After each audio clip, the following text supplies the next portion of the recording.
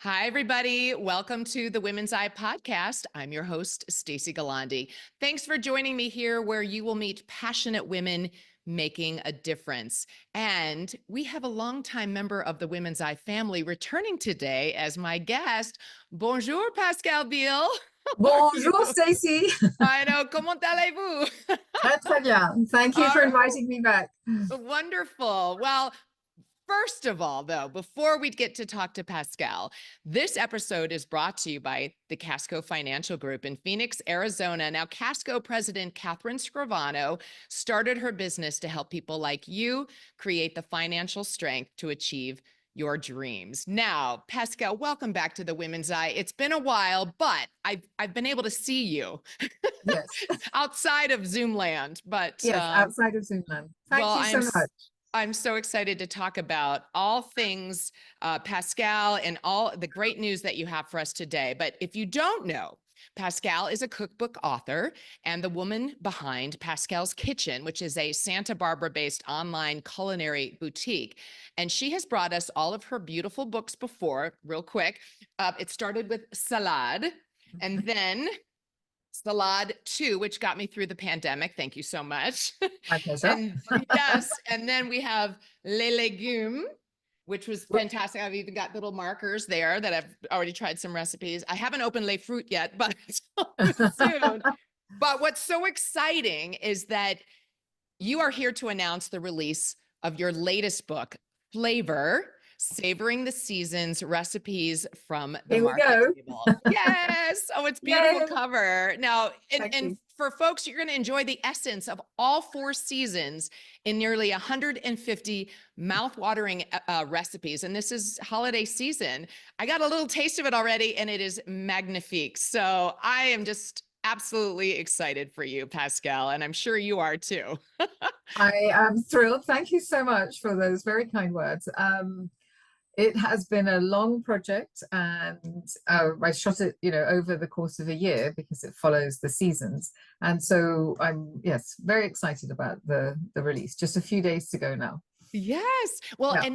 and for this book, this kind of completes the whole library, I guess, of market table books for you. Yes.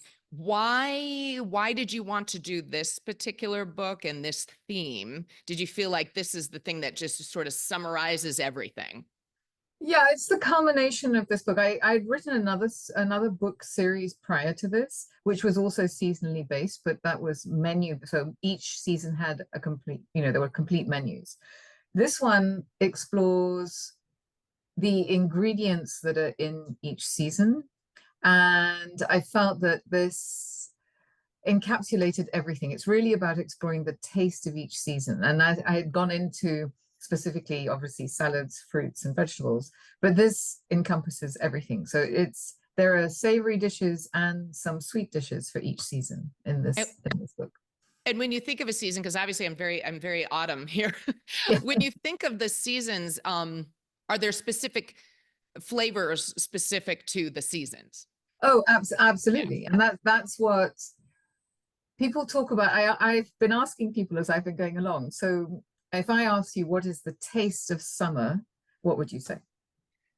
Okay, well, I've done this test before. You've done this test, but yeah, I mean, summertime, oh gosh, you think of summer, like fruits and vegetables. Well, I don't know, summer squash. I don't know. I mean, most people will say to me, tomatoes or melon or corn, and they have peaches and very specific tastes that they attribute to summer.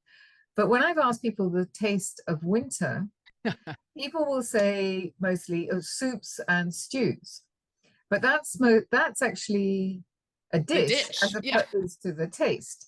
So I was really interested in looking at what do the seasons taste like, and looking at it from an ingredient point of view. So we all used to eat seasonally because the only food that was available to us locally was seasonally produced food. So it's only in the last 50 years 40, 50 years where we have really pulled away from that. And now we can have basically whatever food we want at any time of the year. But if you've ever bought a tomato or an apricot in the middle of December and you live in the Northern Hemisphere, you know that was not produced anywhere near you. It has either been flown in or, you know, shipped in or whatever. And the flavor of that ingredient, you know, you've had a mealy tomato in December, or an apricot that doesn't taste like an apricot, it tastes completely bland. Well, that's and you why. notice it. I mean, you really do notice it. Yeah. And obviously, is that something too that is important to you, to people who buy your books and follow your recipes? It's very important, really, to focus on what's close by and what is in season, or you tell possible, me. Yeah. If possible, I really encourage people to try and shop at local farmers markets and to source their food as close to them as possible. The less distance it has to travel, and you know, the sooner you get it after it's been picked, the better it will taste and the better it will be for you. So I guess that was the premise of the whole book. I'm very, very fortunate, and I do know this. I live in a town where we have a pretty extraordinary farmers market, and there is a farmers market in our area at least 6 days a week. And Monday is the only day where there's no farmers market. So that is unusual. And we have big markets on Tuesdays and Saturdays, and I go shopping there every week, and that's what inspires my cooking. And so it's what's there. I go through the market and I go, oh, look, there are, you know, apricots or cherries, or the new asparagus has come in, or, you know, in winter now, right now in autumn, all the autumnal squashes are coming in, and there's beautiful delicata squash and butternut squash, and, you know, we're going into soup. I mean, yes, it's getting a little chilly, so we want to have soups. And so are patty pans? No, the patty pans have actually, I did see some last week. It made me think of you. But we're literally right at the end of that season. So, and you know, all the stone fruit now are done. So now it's apples and pears, right? We're getting into that apple and pear season. So when when you have those fruits and vegetables that are so fresh, they've literally just been picked, they're better for you, they taste better. And so you follow them throughout the year. I mean, when cherries come in the spring, late spring, depending on where you are, you know, cherry season is not very long. Okay. So during cherry season, you get this sort of little burst of fabulous flavor for those 6 weeks, maybe 8 weeks if you're lucky. And so make the most of it when they're there. You're not going to get cherries in December. So. Well, I must tell our listeners and viewers too that I'm very spoiled, because I got to go to Santa Barbara and take one of your courses, because as part of Pascale's Kitchen, you are able to take classes. I literally got to go with you and several other Pascale fans to the market, to the farmers market in Santa Barbara. And it was a fabulous, like, I never thought I'd ever enjoy going to a farmer's market before, but just, you took us through and you had us smelling, you know, the basil and holding fruit, and just understanding that figs were just coming into the, you know, into the season. And it was fabulous. And you had a specific menu, and then we bought our ingredients, and then we went back to your home and cooked it. Yes, I cooked a little. I was a sous chef. Yeah. And we're able to sit down and have a wonderful, wonderful meal. So that was such an education. And this is what you do on a regular basis. Yes. And so why the classes, this is the 25th year that I've been teaching. 25 years of classes. And in that time frame, I have never repeated a menu. Never. Nope. Well, this was the menu I had. So we had honeydew, green tomato, and mince salad, ratatouille shakshuka, which I love ratatouille, and this was the most amazing one I've ever tasted, and the last of summer stone fruit galette. And we also did a haricot vert too, which was Yes. yummy Oh yes, green because beans. we came across them and they looked so beautiful and we had to have that too. Had So to we have had them. that. But you've never ever repeated a recipe or menu in those No, classes. I've never repeated a menu. There are certain dishes. I mean, the shakshuka is actually a recipe from the new book, Flavor. So that had never been done in a class. There are some dishes that have been repeated in different classes with maybe slight variations, but no, I've never retaught a class. It keeps it interesting for me, and then for people who come back to classes on a regular basis, then it keeps it. It's fantastic. I mean, it was just so much fun because you really take us through, because there's different levels. Clearly, I'm at the at the beginning level, but just in terms of how to cut vegetables and how you want to cook each vegetable separately, and that makes it, even just with the ratatouille, the presentation, that shakshuka was actually including the egg Right. as well, and we'll have pictures of that on the website, obviously. But it made it so much more meaningful. And I think when you cook together, there's something. It's you get to create something new every day, and obviously, and I know that cooking every day can get very tedious. And I think during the pandemic, we were all obviously stuck at home, and everyone was going, "Oh my God, I'm just cooking another meal." We're getting a little fed up with all of yeah. that. But I've had a lot of people say to me, because we were all together and we had to eat, we're not going out for dinner, and we're actually sharing every meal together, that it brought people back together, and they realized that cooking and sharing a meal together was this sort of simple act, but something that's so fundamental to us. And just gathering around the table, and you don't have social media that you're dealing with, and Yes. you're not on we spent so much time on Zoom calls and it was nice to get away from that and just be with family and friends. And if you could, I mean, I did during Zoom, I ended up doing classes that were remote. Yes. And some of them were family gatherings because they couldn't gather. So there were some wonderful events where I taught classes. The recipes were sent to all the different family members. One of them, I remember, was a surprise 50th birthday. Oh. And they were all supposed to travel to California, and they couldn't. So the husband called me up and said, "Can we do this as a surprise? We're going to send the recipes to everybody around the country, and everyone's going to get the ingredients, and then we'll all get on a Zoom call, and she thinks it's going to be a happy birthday family Zoom thing, but actually we're all going to cook together." So everyone's in their kitchens and everyone's cooking the same meal. And then they're all tasting things, but we can all smell the same food that's being cooked. And at the end, each family had their dining table set with a place for the computer that was the family members that weren't in the room. And then they shared the same meal, despite the fact that they were in 8 different all states, over the place. Yeah. all over the place. It was great. It was really. That's amazing. So I have to ask you, because we talk to women here who are doing whatever drives them, whatever their passion is, and making a difference. How do you think you're making a difference with your books and your classes? And I mean, as something just as bringing people together, especially now. Yeah, I mean, I think I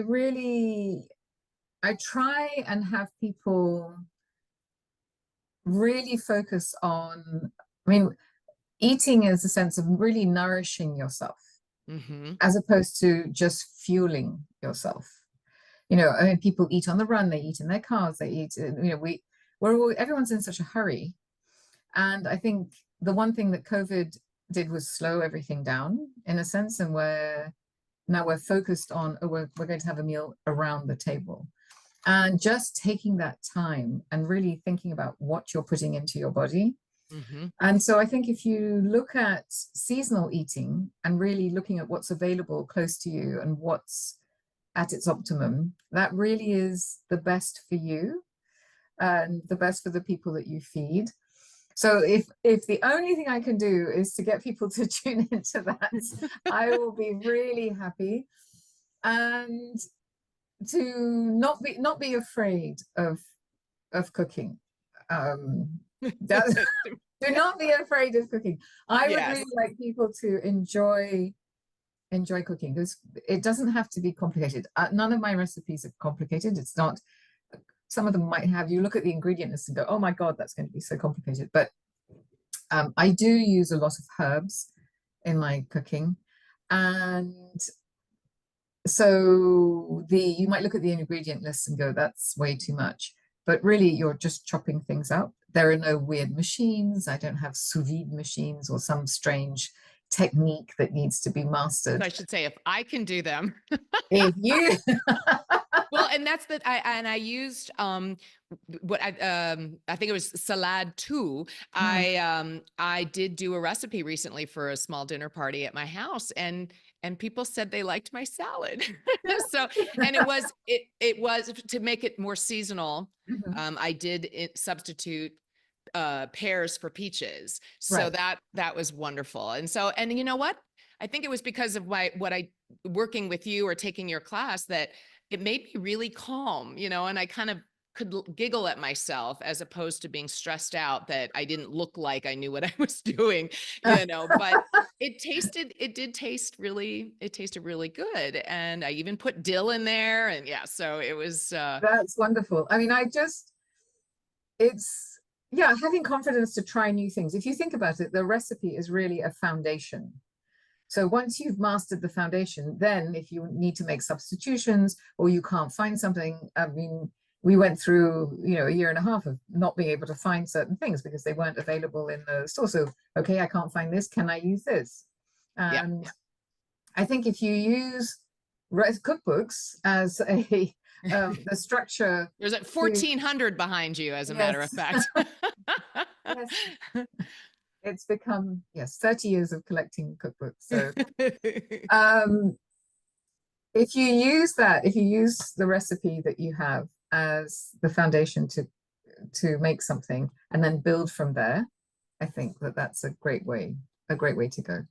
How fun was it for you to actually spend that year? You're literally building the book as you went through the 4 seasons. How fun was that for you? And was it hard to pick out all 150 recipes?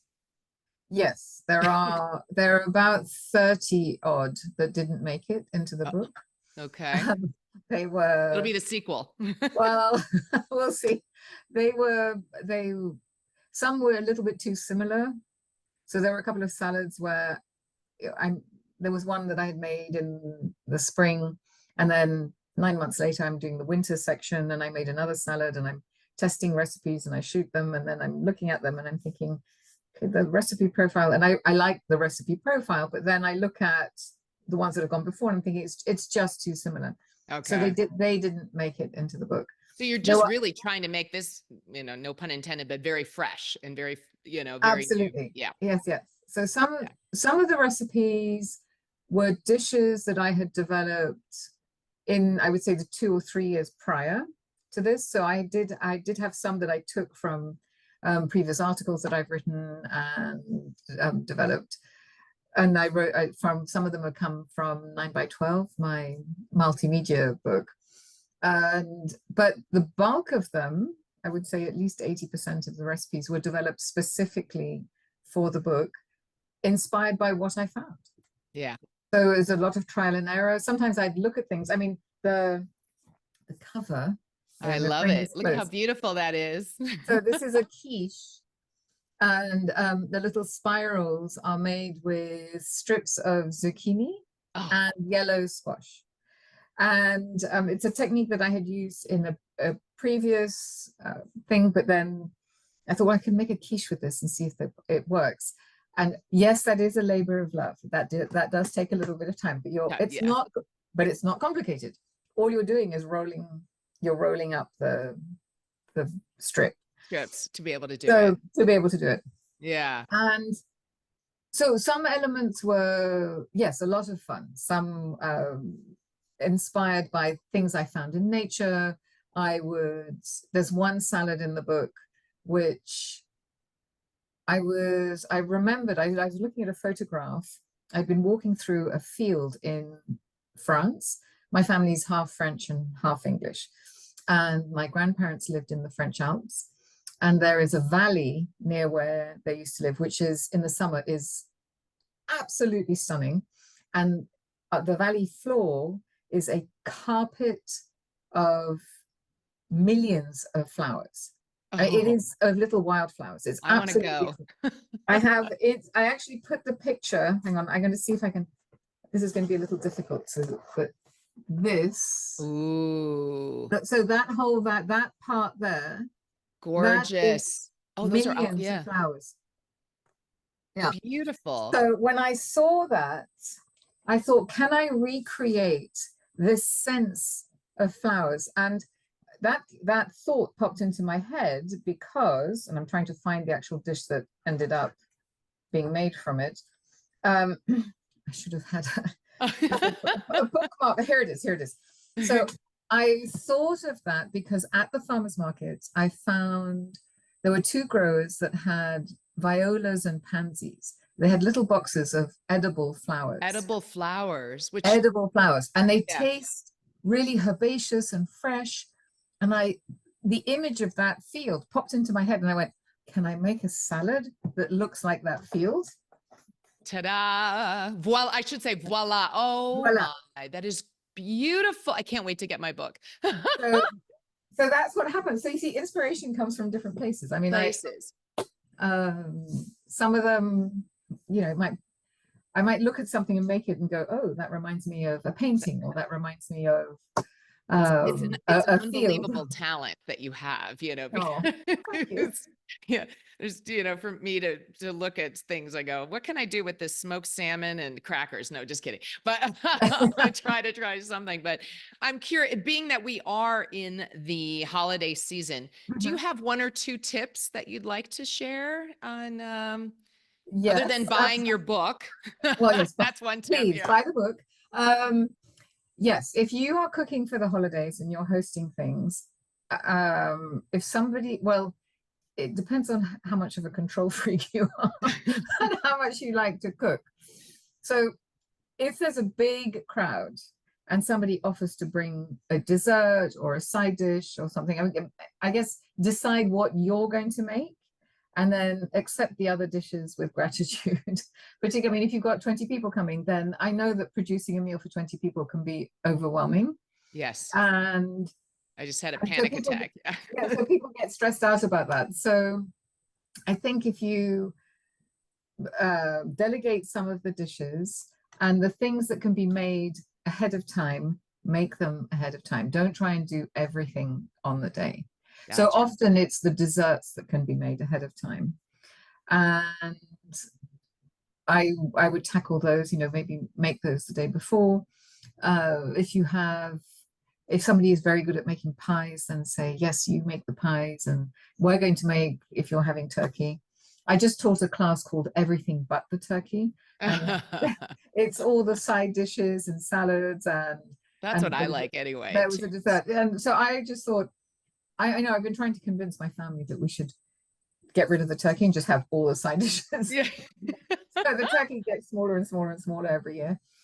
I'm not actually, this year I'm not cooking Thanksgiving. Yeah. You're going to be on a book tour. I'm going to be on a book tour, yes.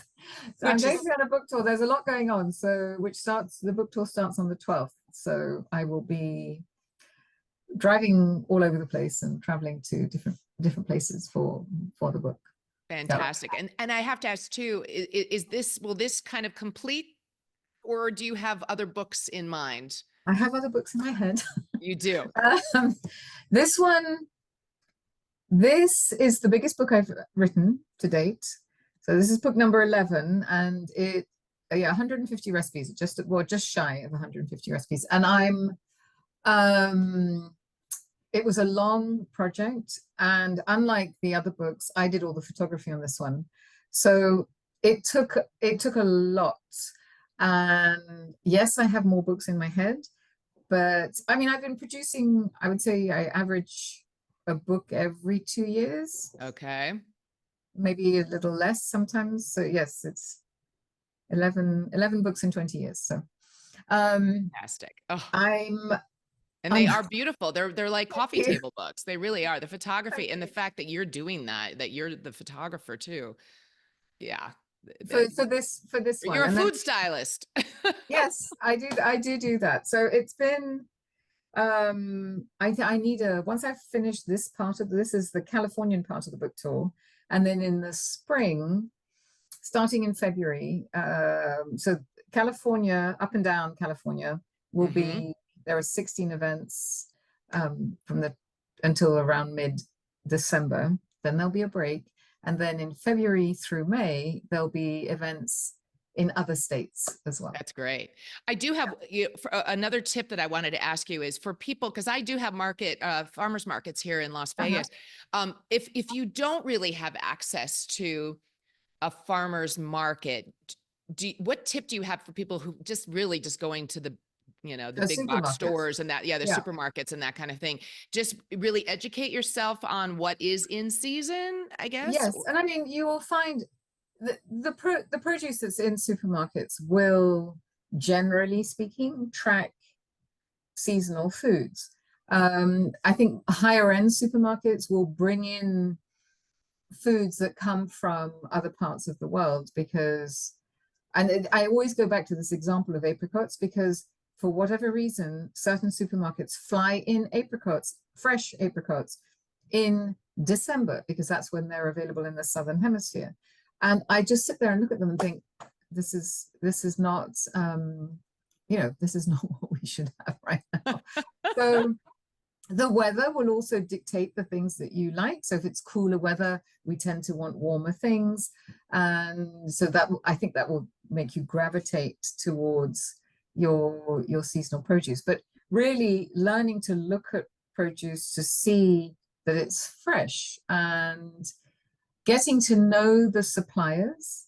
So if you can, even in your supermarket, talk to the people who, there's normally a person in a supermarket who's heading up the produce section, and they don't often get asked questions. My experience has been that they actually quite like it when people ask them questions. So there have been times, there's one supermarket here where sometimes I go and if I can't find, they have somewhat unusual ingredients. So I got to know the crew in that market, and I would say, so is it, what's come in is, what's super fresh, what do you have? So get to know them. Yeah. And you don't cook for them, do you? No. I don't. But they might say, oh, we just got these in, or they're dealing with the produce every single day, so they'll be able to tell you. Yeah. Wow, this is all so helpful, and I can't stress enough how fantastic. Like seriously, if Stacey Gualandi can do this, anybody can do this. But they are just phenomenal books, and I just thank you so much for thank you sharing. so much. And I can't wait to go to the book launch in Santa Barbara. I'm looking forward to seeing you here. Yay! Yeah. So. So my Siri just went on. I don't know what I said. I activated her, but obviously, thank you so much, Pascale. You can learn more about Pascale and her new cookbook, FLAVOUR, if you want to hold up the cover again. Yes, absolutely. And just by going to our website, and there you can find all kinds of information on where to get all of her cooking utensils and herbs and everything. It's fantastic website. So, and also you can find that obviously on the Women's Eye as well. And we also have 20 Women Change Makers. Just find this book wherever you shop, or at changemakersbook.com, and 20 Women Storytellers at womenstorytellersbook.com. Don't forget to rate and review us on Apple Podcasts and subscribe to our newsletter and YouTube channel. Again, thank you, Pascale. Merci beaucoup. Thank you so much. Thank you so much for having me. I really appreciate it. I just can't wait to cook. And the ratatouille. Hands down the best. Oh, thanks. Bon appetit. Bon appetit, exactly. So I got my salad dogs. So until the next Women's Eye podcast, I'm Stacey Gualandi. Remember, it's the world as we see it.